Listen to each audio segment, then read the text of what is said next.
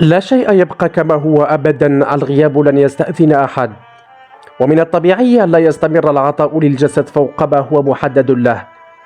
كريم لم يكن يحدث الضجة في الإعلام، صخبه كان يسمع فقط في قلوبنا.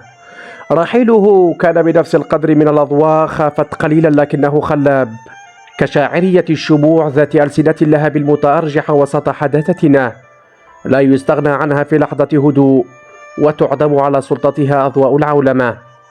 يا مرض الناس، يا معذب القلوب، يا مطيح الرجال يا بنزيما.